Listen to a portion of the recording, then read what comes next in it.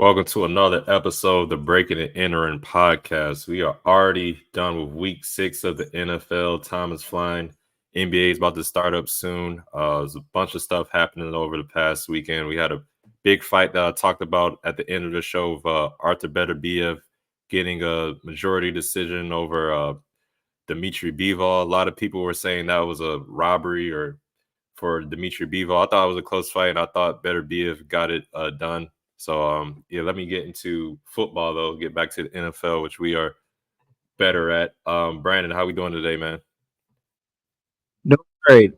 What yourself? Yeah, I bet you are doing great. It's Victory Tuesday for you. The Ravens won the Battle of the Beltway, which we will get into shortly. Let's get started with this opening drive, though, shall we? 48 hours or so, reunited, and it feels so good, man. The Jets have landed wide receiver Devontae Adams in a trade with the Raiders, pairing him with four-time MVP Aaron Rodgers once again, just this time in a different shade of green. Wide receiver Amari Cooper, he's now a member of the Buffalo Bills after a Tuesday trade with the Browns. Unfortunate news for Aiden Hutchinson, former Michigan standout. He's likely out for the season after fracturing his tibia and fibula. Hassan Reddick, he's hired Drew Rosenhaus and Ryan Matha as his new agents. The Jets have now, today on Tuesday, given him new permission to seek a trade. Commanders defensive tackle Jonathan Allen, he's out for the season after tearing his pectoral muscle. It appears the Browns are sticking with Deshaun Watson at quarterback for the near future. Head coach Kevin Stefanski said on Monday, the press conference, that Watson's quote still gives them the best chance to win. The Jaguars, they've traded their defensive tackle Roy Robertson Harris to the Seahawks for a 2026 sixth-round pick. Atlanta has been picked to host the Super Bowl in 2028. Cam Akers, the running back for Houston, he's headed back to the Vikings in exchange for a 2026 sixth-round pick. And Tom Brady, he's officially been approved as a limited partner of the Las Vegas Raiders. Before we get into the first game, how do you feel about these two wide receiver trades for the AFC East teams? I think the Amari Cooper trade is going to work out great for the Bills. They didn't really have a true number one receiver. Now they do. I think that's going to open up things for the tight end. Dalton Kincaid is just going to give another target for Josh Allen. And I think it'll work out great for the Bills. The Jets landing Devontae Adams, I'm not too sure how that's going to work out for them. I mean, I know he's a great receiver. Him and Aaron Rodgers has definitely have some great chemistry. Built a rapport together there in Green Bay, but they got a lot of issues that they Devontae Adams he can cover up some of them, but that offensive line, just the overall readiness of the team, just a lot of penalties and stuff that I kind of want to get into when we go into the games. So I'm not too sure how Devontae Adams is going to help uh, the Jets. He's definitely going to help them as far as their offense and just having another weapon and being the true number one. It's definitely going to help Garrett Wilson and those guys. But as far as making them an overall better team, I think I don't want to say a drop in the bucket, but I don't think it's going to turn the tides as far as them and their overall position and record going forward. But we'll see. I could be wrong, but definitely the Bills, I think it'll help. Amari Cooper will help them a lot. What about you? For Cleveland, I think it might be the beginning of the end for, those, I guess you could say, those core guys there. The Deshaun Watson, as you see, Amari Cooper. I doubt Miles Garrett will be going anywhere anytime soon. But as far as what they had assembled together, it appears that it might be the start of change there in Cleveland. Again, I think I agree. I think that will be definitely a, a great addition for Josh Allen. As if I mean, he did need a receiver, but the way he's had those sideline throws, damn near throwing out of bounds against the Jets on Monday night and against the Ravens a couple weeks ago. Um, I wouldn't 100% agree that he needs any more talent with the way that guy can throw and get the ball to the guys. And as for the Jets, yeah, they got a lot more issues than adding a wide receiver at this point. I honestly feel like it may just have been something to keep Aaron Rodgers happy for the remainder of the season. That way, he's not creating um, any added drama around the team. Um, as you mentioned, the offensive line, they still haven't yet to fix those problems. No matter who you got calling plays, it's not going to matter at this point.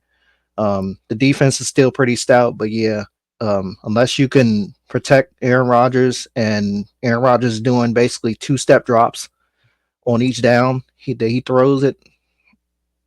Devontae, I mean, I love the guy. I love the pairing again, but it's probably not going to do much as far as getting them to where they need to go. Yeah.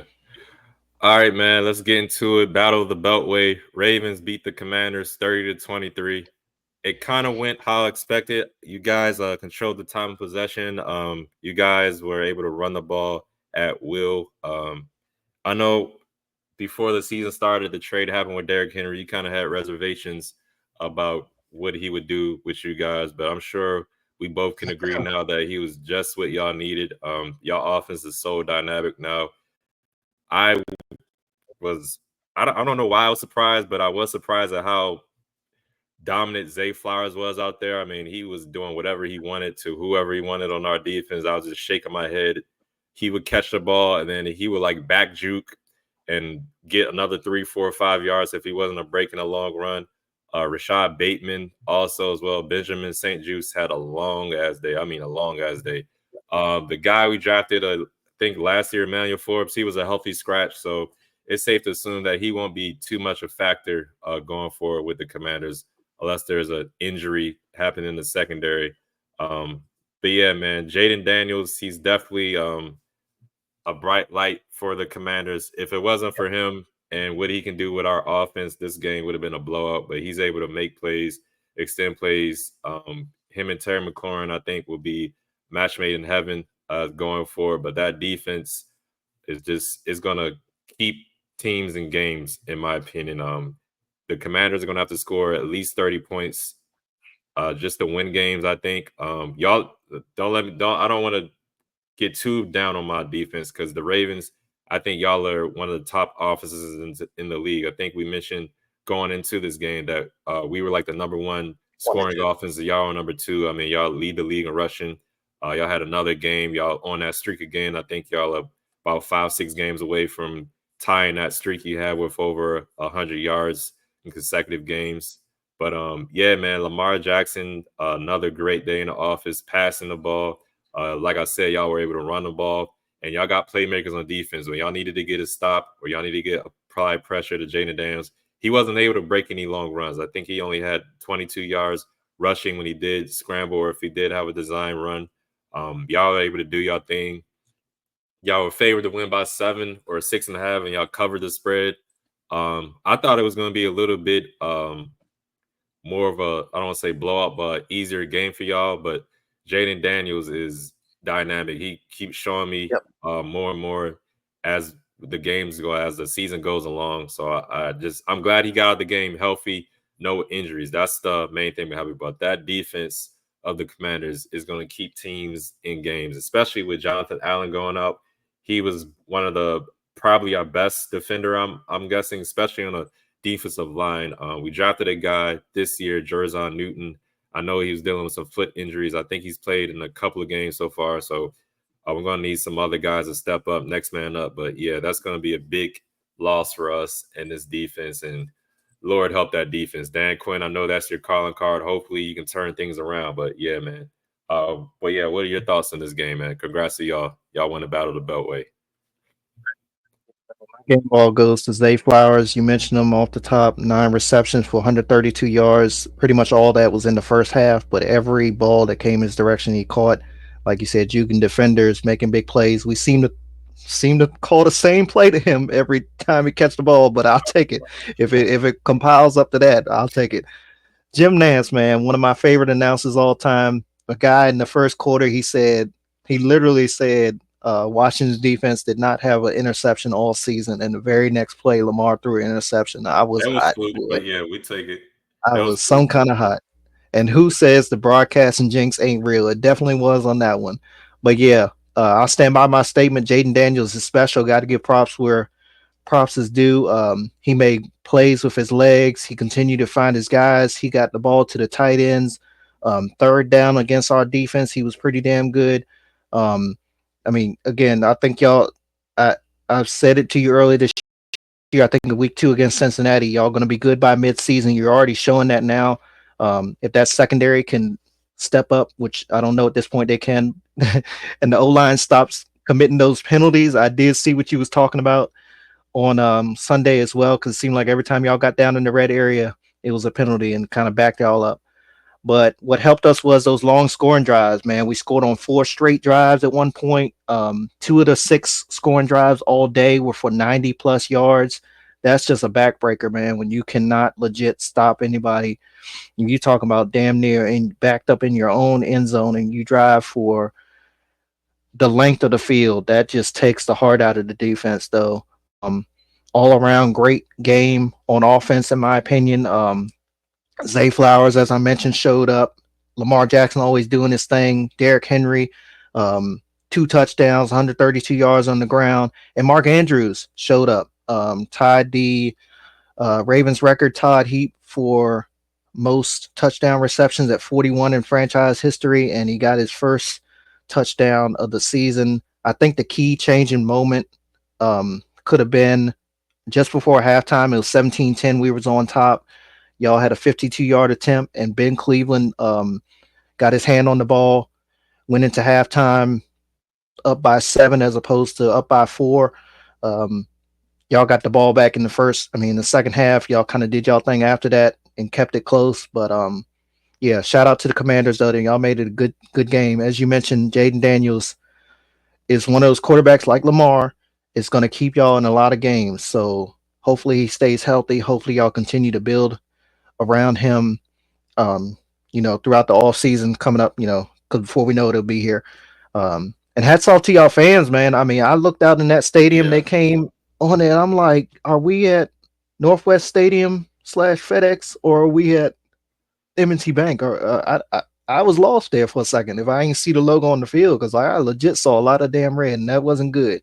I mean, y'all right up the road, what, 30 some miles right down the road, but still. So yeah, good game. Y'all kept it close. I can't say I was nervous because I know how we are against rookie quarterbacks, but y'all definitely y'all definitely made it a good game out there for sure. yeah. Speaking of Mark Andrews, it was like him and Lamar was out there. There was no defenders around him on some of the catches. I was like, this motherfucker is wide the hell Yeah, open.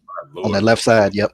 And Hmm. speaking of those long drives we had in previous Commanders Washington games, we would have got the ball back and went 3 and out, and teams would have just started beating the Yeah. hell out of us. But I give credit to Jaden Daniels. He was able to put drives Yep. together.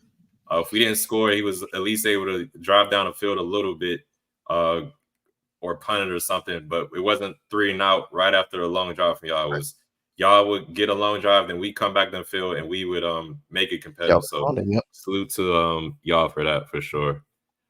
All right, Most let's get definitely. into I'm sorry, what you said? No, I said most definitely. I agree. Yep.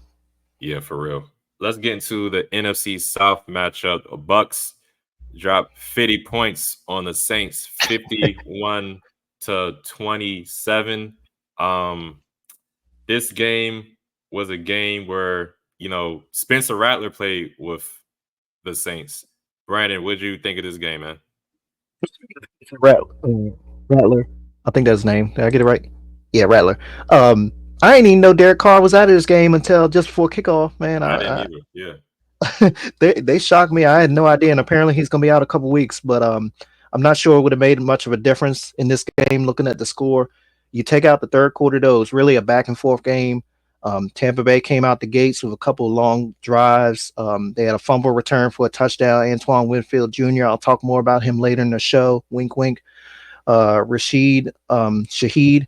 He also made a big splash play on special teams, went untouched, 54 yards to the end zone, helped spark a 27-point second quarter there for I'm sorry, that was he's with the Saints, my bad. That was one of the only break points for the Saints there. So yeah, I remember watching the ticker and seeing how much scoring was taking place again, especially in that second quarter.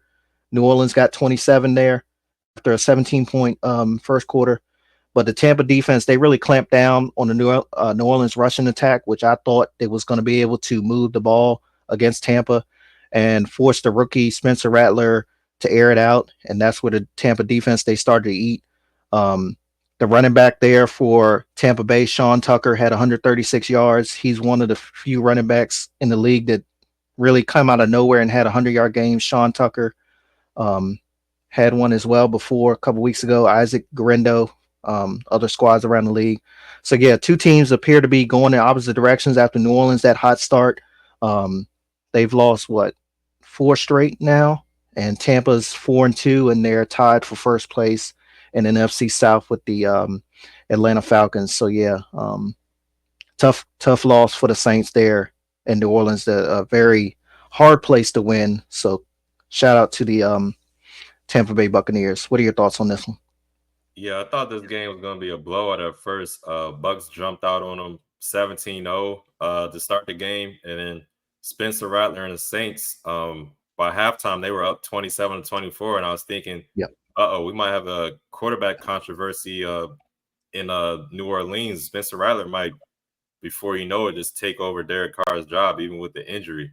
But Bucks kind of settled down, made some adjustments in that second half. Chris Godwin got going, 11 catches, 125 yards, 2 touchdowns. Mike Evans, I got him on my fantasy team. He only needed one more touchdown to have 100 touchdowns in his career, and I was thinking, okay, he's gonna have a great game.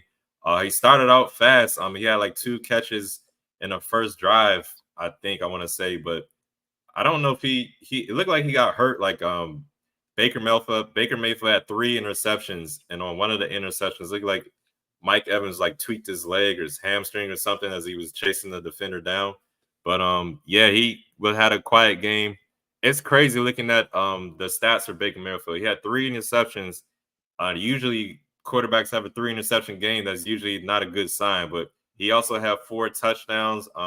Baker Mayfield will scramble a little bit too. If he is in trouble, he'll break out of that pocket and gash you a little bit, get some first downs. And he's a feisty guy. You hit him or something, that'll just get him going even more. So yeah, man, the Bucks and the Falcons definitely look like it'll be a two-headed monster for the NFC South going in the future. Spencer Rattler, though, I want to see how he looks these next couple of weeks. I was uh, shockingly surprised the way he was playing at first. Then I guess the Bucks kind of settled down and was able to, turn the ball over to him, make him look like a rookie as well. So, yeah, salute to the Bucks though. I think it's going to be a tough one going down in the future. See if the Falcons or the Bucks will take over that division. I think the Falcons and the Bucks are tied, or I think the Falcons are in first place because they beat the Bucks a couple weeks ago. So yeah, man, we'll see how that goes. Before we get into the next game, though, let's get to our sponsorship. This episode is brought to you by Premium, a CBD and wellness company. Check out their full line of CBD infused products, which makes great stocking stuffers for the upcoming holiday season. They're perfect for athletes, weekend warriors, and soccer moms, and even armchair quarterbacks. They have CBD infused honey, which is a personal favorite, as well as tinctures and mint and regular flavor. Most importantly, they're veteran and women owned. So come get some of this sweet temptation and taste the premium difference. Use code BNE for 15% off your order. And now let's get back to our show. Browns and the Eagles, man. This was an interesting game. Another game where Deshaun Watson has not thrown for more than 200 yards. We talked earlier about Amari Cooper being traded to the Bills. I'm sure he's breathing a huge sigh of relief not being in the Cleveland anymore. Just, he wasn't having a good season. He's dropping a lot of passes, taking a bunch of big hits. I'm sure he's like, thank God I'm in Buffalo now. Josh Allen has definitely still got some juice left. I don't know, man. Deshaun Watson, I think I was rooting for the guy, but at this point, I don't think he has it in him. I think he's dealing with a lot. I don't start with the loss of his dad. That happened early in the season. Think that was like a month ago, maybe less than that. And I haven't heard him talk about that, but I'm sure that's dealing heavily in his life. I'm sure he's still grieving that loss, man. I can't even imagine to have to deal with that. And then just the legal situation going on. It seems like I thought that was all in the past, but now there's more stuff coming up. Lawsuits. I think he settled some recently, but just that cloud still over his head. And then he's got to play football, and it just I don't know, man. It just doesn't look like his mind, his body, his soul is all there. That offensive line is just not good either. Holding calls, false starts, you name it, man. It just wasn't good. But they still had a chance to get this Eagles team. Nick Sirianni taunted fans after the game. Thought that was kind of weird. People were calling, I think it was Damian Woody called him a clown, if I'm not mistaken. But yeah, man, just strange game. Miles Garrett, force of nature, freak of nature, whatever you ever call it, blocked a field goal attempt. Was picked up and ran back for a touchdown by their safety McLeod. But in the end, it wasn't enough. The Eagles, a more talented team. Jalen Hurts had AJ Brown back, and AJ Brown did his thing. 6 catches, 116 yards. Had that one nice touchdown catch. The Browns did pretty much stifled Saquon Barkley. He only had like 47 yards on 16 Yep. carries, so that was a bit of a shocker. But in the end, Jalen Hurts and the Eagles are just a little bit better than the Browns. Devontae Smith, he was back after the concussion as well. He had a nice touchdown catch. Dallas Goddard went out with an injury, but the other tight end stepped up.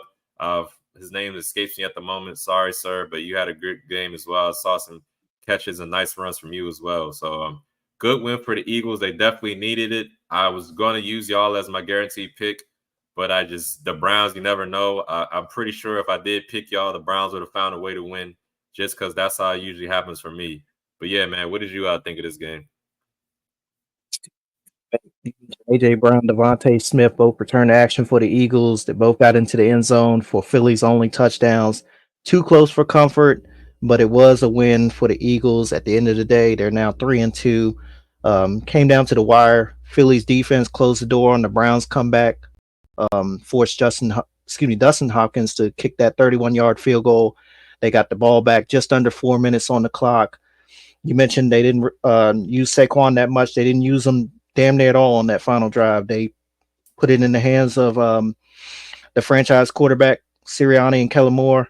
They decided to throw some pass plays and they ran the clock out that way, helped secure the win. Cleveland, man. Stefanski, he said he still wants to call plays. He still wants to stick with Deshaun Watson.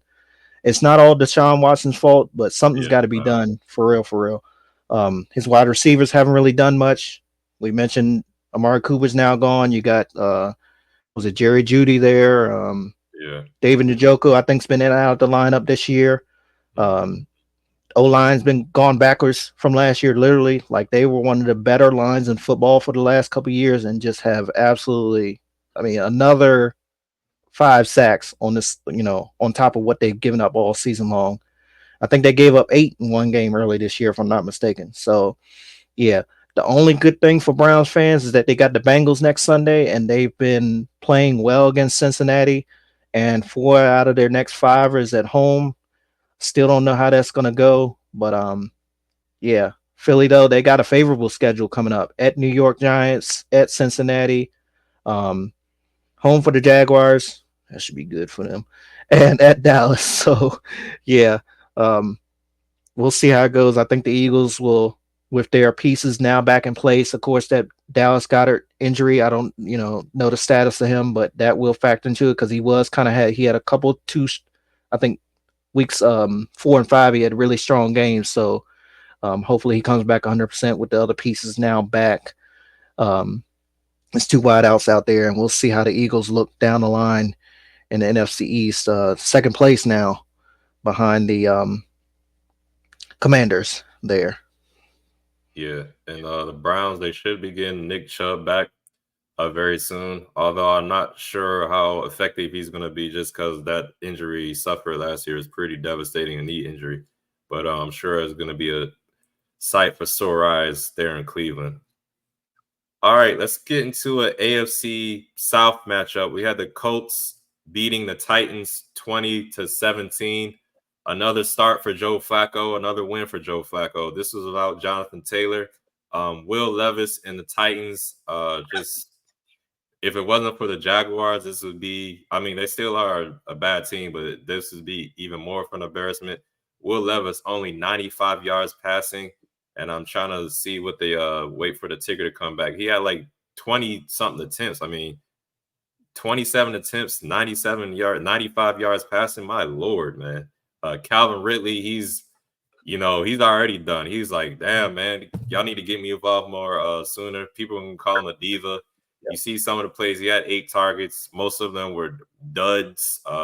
He I was like, is that really a target for him? Because the ball is 15 yards away from if they were 15 yards before it gets to him or 15 yards out of bounds, somebody in the stands ducking their head. So I don't know, man.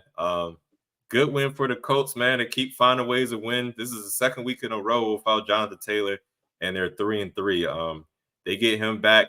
Who knows how good they'll be? I'm sure. I think more Colts fan would probably want to see Joe Flacco out there. I think Anthony Richardson still needs some time to heal, but they'll probably throw him back out there because he needs to play. So I'm interested to see how that dynamic is going to go forward. I'm sure if Anthony Richardson's healthy, they're going to throw him back out there. But Joe Flacco's came in and won games, so interested to see how that goes. Michael Pittman, I think he had a touchdown. Josh Downs did good out there as well. But the Titans, only bright light I saw was Tony Pollard, 17 carries, 93 yards, and a touchdown. What did you think of this game? Yeah, man. The Ravens Commanders recap that Jaden Daniels gives his team a chance to win just about every time he's out there. Lamar Jackson's another one of those guys. And oddly enough, it seems like whenever Joe Flacco's out there lately, his team has a shot to win. So yeah, he does owe his defense a big thank you. They've been horrendous this season, mainly against the run. Mm-hmm. Didn't get much better, but they held one of the t- better receiving cores in the league, honestly, if you count their talent, to only 95 yards. Again, of course, I know Will Levis had a lot to do with that. A But yeah, lot. in the fourth quarter, that Colts defense limited the Titans to less than 5 minutes on offense, 2 3 and outs, an interception, and a punt. When it mattered the most, the 39-year-old Joe Flacco hit Michael Pittman for the go-ahead touchdown. 7 minutes and change left on the clock, helped lift the Colts to a win. Again, you mentioned they were without Jonathan Taylor. The Titans, though, on the other side of the field, they remind me of the Cowboys.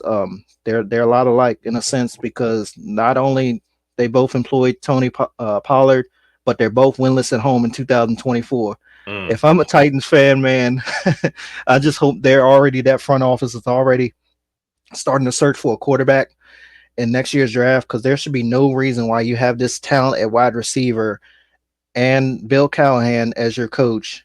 He's coming off a Cincinnati tenure where they were damn near lights out with Joe Burrow on the field, and you have a 1-4 record and a dismal offense. So yeah, it's. I expected the Titans to be this bad, but I didn't expect Will Levis to be this bad. Overall, like it's. I remember watching First Take on Monday, and they was talking about the Cowboys and Dak Prescott, and they said, is there any quarterback in the league with a worse situation besides Dak Prescott? And then Stephen A was like, well, besides Will Levis. So yeah, it's bad there in Tennessee, man. As a non Tennessee fan, I kind of like it, but I do feel sorry for the guys like Calvin Ridley and Tyler Boyd, um, DeAndre Hopkins. Man, they deserve better than that at quarterback for sure. So yeah, Yeah. And Malik all Willis right, beat him. yeah, exactly. They should have kept him. Should have gave him more chance at this damn rate. At least he can get around on his legs. All right, everyone. It's that time again to hand out some player awards. Let's start with the offensive side of the ball. Ed, I'll let you go first. Your offensive player of the week. I'm going to give it to the rookie number 1 overall pick, Caleb Williams, threw a party against the Jaguars. He had 4 touchdowns. Could have had 5. He threw a duck that was to DJ Moore. He would have been wide open if he let him. But 4 touchdowns, 226 yards through the air, another 56 yards rushing on the ground. So Caleb Williams is my offensive player of the week. We got them in 2 weeks. They're on a bye right now. That game got flexed into the afternoon spot too. So, good Lord help us, the Commanders. I mean, Romeo. We're out now, Romeo. I'm going with Romeo Doubs of the Green Bay Packers, fresh off a suspension. The Packers wide receiver hauled in 2 touchdowns. He only had 49 yards receiving, but he got into the end zone twice. Um, there for Green Bay and a big win on Sunday afternoon. Defensive player of the week. Who you got? I'm gonna go with Detroit Lions defensive back Brian Branch. Excuse me. He had 2 interceptions and 6 total tackles. When that whooping they put on the Cowboys. So Brian Branch is my defensive player of the week. How about you? Yeah, right there with you. Same guy out of Alabama. He also had a forced fumble, just to add on to your stats. Yeah, great game, young man. I always love to see Dak throw interceptions, so that was pretty neat there for the Lions. Special teams, who you got? My special team of the week, even in a losing effort, I'm gonna give it to Rodney McLeod Jr., safety for the Browns. He had that return, the blocked field goal return for a touchdown against the Eagles. Myles Garrett was the one who blocked the field goal, but Rodney McLeod picked it up and ran it back for the touchdown. So yeah, I'm gonna give it to Rodney McLeod. How about you? I got another guy that didn't necessarily his team didn't win on Sunday. Rashid Shaheed down there for the Saints, the third year wide receiver, was back for a punt return, went 54 yards untouched to the end zone, had that Superdome rocking down there like they love to do. Was all smiles then until the end of the game.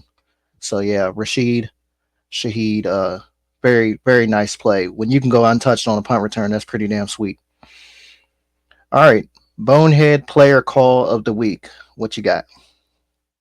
It's gonna be a little different for me this week. I'm actually giving it to a fan. I texted you about it earlier. You say you didn't see it. I got it Oh yeah, pulled up right here. 1 second. Share my yeah. screen with you guys. Bonehead play of the week goes to this gentleman right here. Do we got a straggler?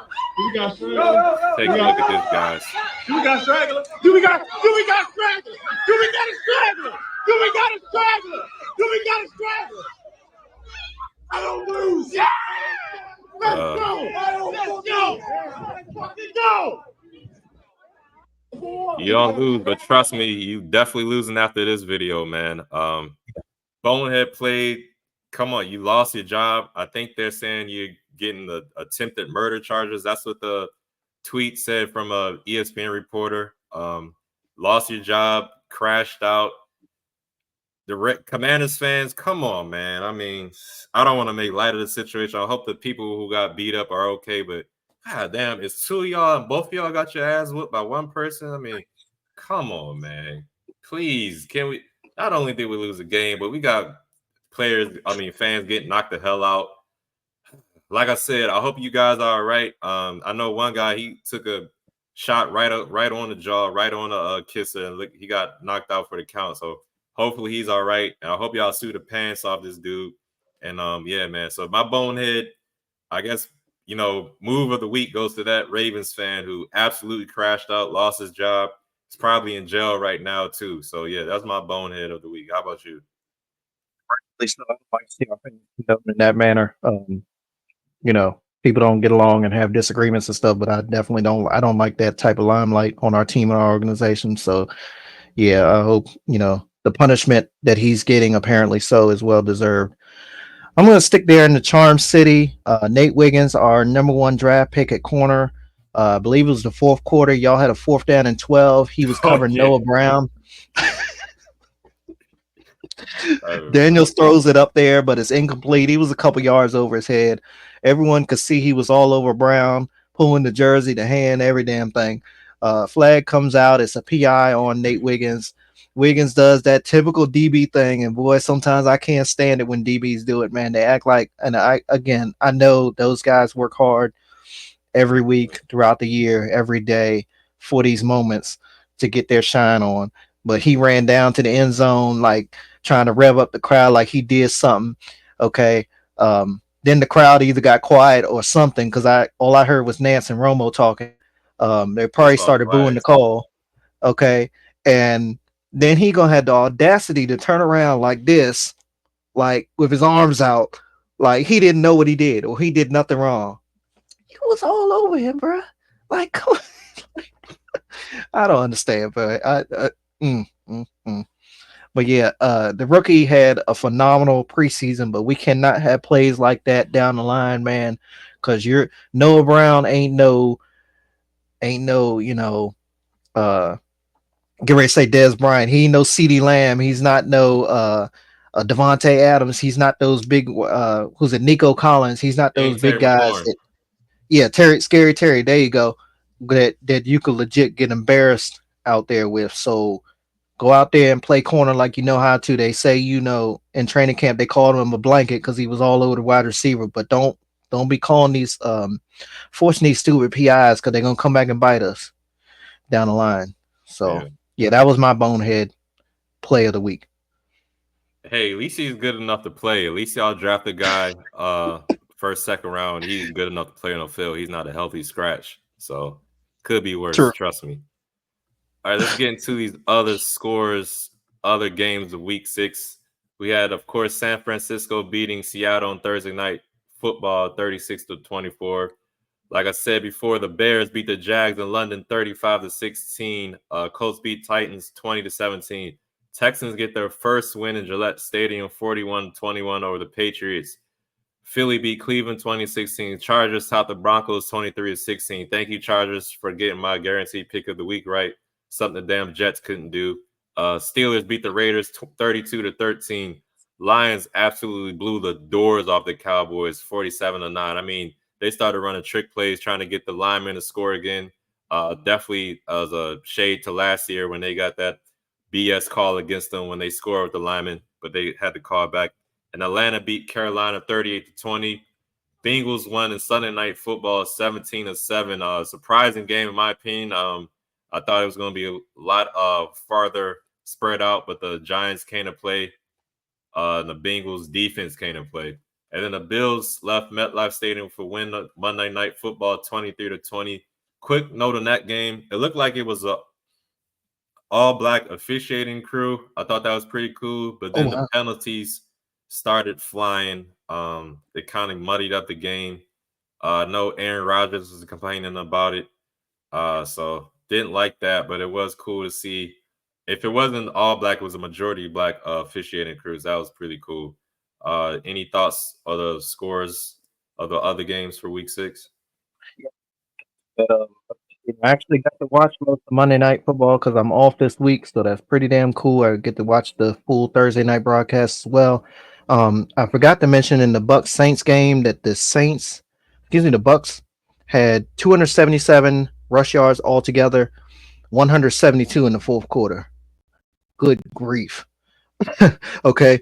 Um, Jaguars Bears.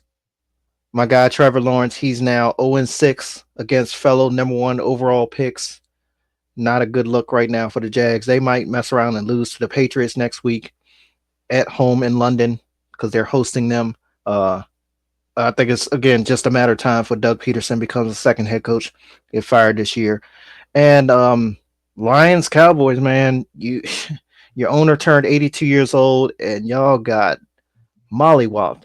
I mean, that was just it was a fun sight to watch, but it was oh my god, it was damn rough day for the owner on his big day, and Happy I think birthday.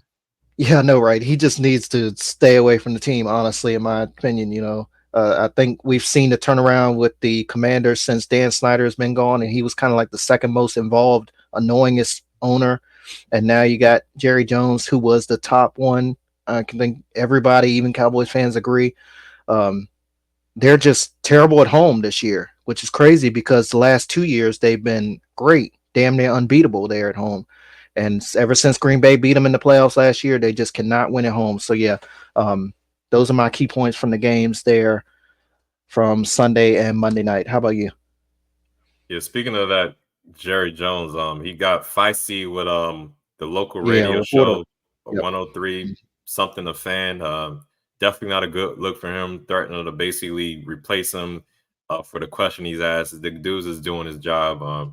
So yeah, definitely not a good look. Shannon Sharp rightfully ripped him on the Yep. first take today. Not a good look. So yeah, man, I was happy to see for the most part Cowboys getting drummed like that. A lot of people, of course, going to blame Dak Prescott for the interceptions, but it definitely ain't all him. That defense is pretty much a joke. They probably just as bad as the Commanders' defense. So yeah, it might be a long, long season for the Cowboys, but maybe they flip a switch when they play away games, like you mentioned. They're just terrible at home, but they seem to be better when they play on the road. Maybe because they don't have to worry about Jerry World and all the pressure and bad mojo that's going on there. Texans, they got Joe Mixon back. They're 5-1. I like this team. I think they're gonna make some noises there. CJ Stroud, looks second year guy, but looks like a steady veteran out there. Definitely look good, even without Nico Collins. So I'm gonna be interested to see how the Texans do this year. But yeah, man, that's all I got though. It's less than 20 days until the general election. Early voting is open in nearly every state. Not telling you who to vote for, just asking you to vote.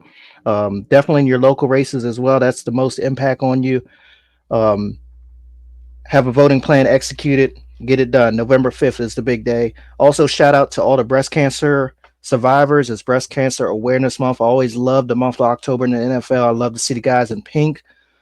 Kudos to the NFL for always bringing awareness to the health campaign. Our cancer survivors are the real MVPs for sure. Our thoughts are with those that have lost anyone to cancer in their personal lives as well. Got a big show on Friday, though. Going to break down the Texans at Packers game. Huge matchup in the NFC North. Lions at Vikings. That's another one we'll dive into for sure. All that and much more later this week on the next episode of the Beanie Podcast presented by Premium. Until next time, love one another.